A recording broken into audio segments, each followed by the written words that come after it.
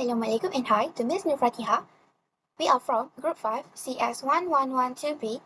Today, me and my friends are going to present to you the technique of differentiation. Okay, so this is me and my friends, which is Anisha Carmila and Shanazmi. These are all the contents that we put in this video, in this slide, So, what is differentiation? Differentiation is the rate of change of a function with respect to an independent variable. Differentiation in calculus can be applied to calculate the function change per unit in the independent variable. You must be wondering, what's make algebra and differentiation different? Well, algebra can find the average rate of change over an interval, like average speed over a whole trip. Differentiation lets us find the instantaneous rate of change, the exact speed at a single precise split second. Let me show you answer for question 1.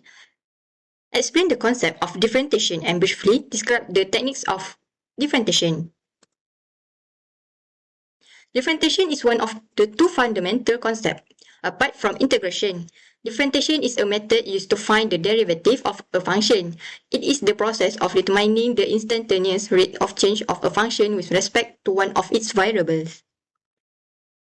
Next, I will show you the 5 techniques and their formula. First principle method. The first principle method is used for finding the derivative or rate of change of a function from its fundamental definition. Second, product rule. Product rule is used when there is two or more functions multiplied together. Third, quotient rule. Quotient rule is used when one function is being divided by another function. Fourth, power rule. Power rule is used when a variable raised to a constant power, such as x to the power of n. 5. Chain rule. Chain rule is used when there is a function inside a function. We go to the problem solution for the question 2, which is find the derivative for the following function.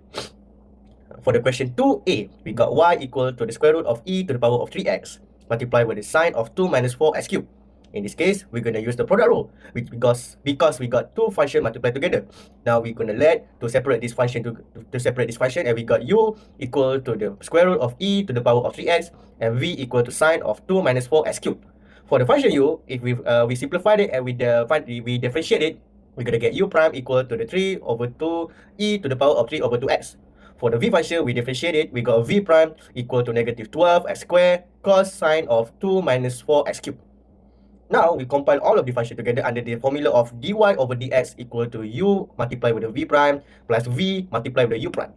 We combine all of them together and the answer we got is negative 12x squared e to the power of 3 over 2x cosine of 2 minus 4x cubed plus square root of e to the power of 3x sine of 2 minus 4x cubed. Now, we move on to the question 2b, which is we got gx equal to the natural log of tangent of 3 minus x over x squared plus 2. In this kind of question, we can use the logarithm rule, which is natural log a over b equals to natural log a minus natural log of b. We use the function in this question, which is we got gx equals to natural log of tangent of 3 minus x minus natural log of x squared plus 2. When we differentiate them separately, and then we got the first term is we got 1 over tangent of 3 minus x multiplied with the second square of 3 minus x multiplied with the negative 1.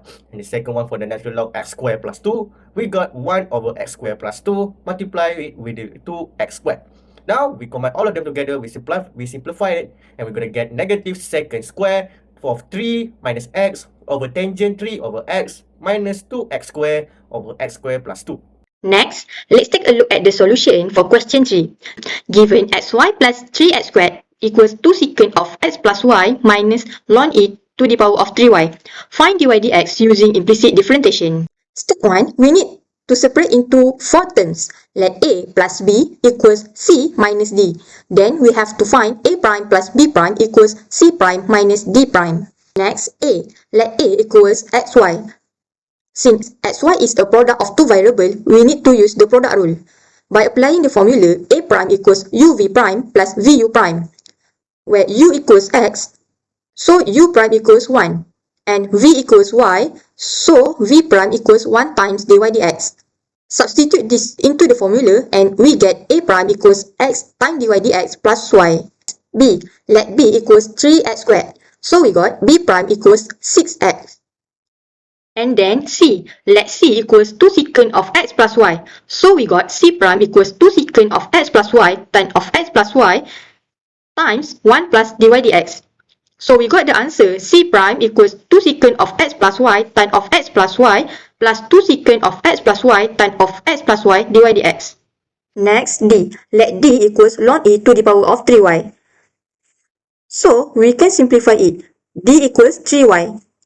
And the last one, we got D prime equals 3 times dy dx.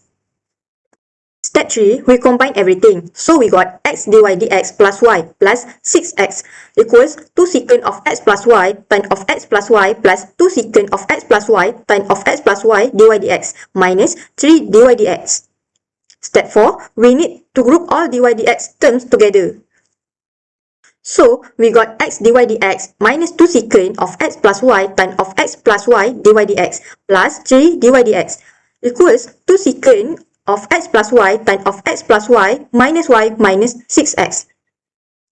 Next, we factor out dy dx into x minus 2 secant of x plus y tan of x plus y plus 3 equals 2 secant of x plus y tan of x plus y minus 6x.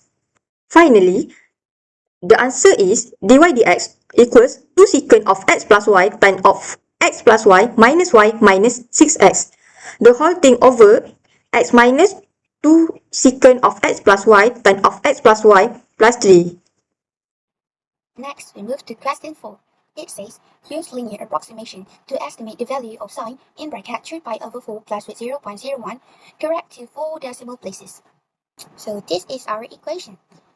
If you put the equation in calculator, it will give you answer 0.7070. But firstly, you must replace pi with 180. This is because replacing pi with 180 is the standard rule to convert an angle from radians to degrees. If you multiply 3 with 180 over 4 plus with 0.01, it will give you the answer of sine 135.01 degree. This is our formula. Step 1, we must identify x, x naught, x minus x naught, fx and f prime x. Our x is 135.01 degree and our x naught is 135. This is because for x naught, it must be as close as possible to your target value, which is our x, 135.01 degree. Third one is x minus x naught. We must minus 135.01 with 135. It will give us 0.01. Next, we establish our core function based on the problem. Since we are approximating a sine value, our function is fx equal to sine x. Finally, we evaluate this function at our chosen reference point, x naught. We plug 135 into the function to get sine 135. This simplifies directly to exact value of square root 2 divided with 2. Moving on to step 2. Our main goal is to find the derivative of our function and evaluate it at our reference point. We start with our original function from the previous step, which is fx equal to sine x. Taking the derivative of sine gives us cosine, so our derivative function is f prime x equal to cos x. Next, we substitute our reference value x naught equal to 135 into this new derivative function. This gives us cos 135 degree. Since 135 degree is in the second quadrant where cosine is negative, the exact value simplifies to negative square root of 2 divided by 2. Now, in step 3, we bring everything together by using the linear approximation formula. The formula states that fx is approximately equal to fx naught plus f prime x naught multiplied by the change in x, which is x minus x naught. When we substitute our specific values into the formula, we will get f 135.01 degree approximate f 135 degree plus f prime 135 degree multiplied by our difference of 0.01 degree. Next, we substitute the exact value we found in the earlier step, which is square root of 2 divided with 2 for f in bracket 135 degree and negative square root of 2 divided with 2 for f prime in bracket 135 degree. Crucially, notice the change in the last bracket because we are evaluating a calculus-based derivative. The degree value of 0.01 must be converted into radians. To do this conversion, we multiply 0.01 by pi over 180. After calculating all the terms together, we get a final approximated value, which is 0.7070, rounded to 4 decimal places. In conclusion, it's a complete calculus toolbox. From basic concepts to advanced rules, these techniques provide a systematic ways to solve any complex function. It's simplifying the messy, implicit differentiation proof that we don't need to isolate y to find the rate of change in tangled equation. It's a practical estimation. Linear approximation turns complex curve into simple tangent line, making it easy to estimate values quickly and accurately. If we use it in the bigger picture, ultimately, mastering this 4 course area is an essential foundation needed for advanced data analytics and statistics. Now, lastly for the recommendation, we recommend to master the core rules first. Focus on perfect execution of chain, product, and quotient rule before moving on harder application. Work smarter with the log laws. Always use algebraic or log properties to simplify massive fraction before differentiating to avoid silly mistake. And visualize the tangent line. Use graphic tools like Desmos to actually see how linear approximation turns a complex curve into straight line. Now this is our reference and that's all for us. Thank you.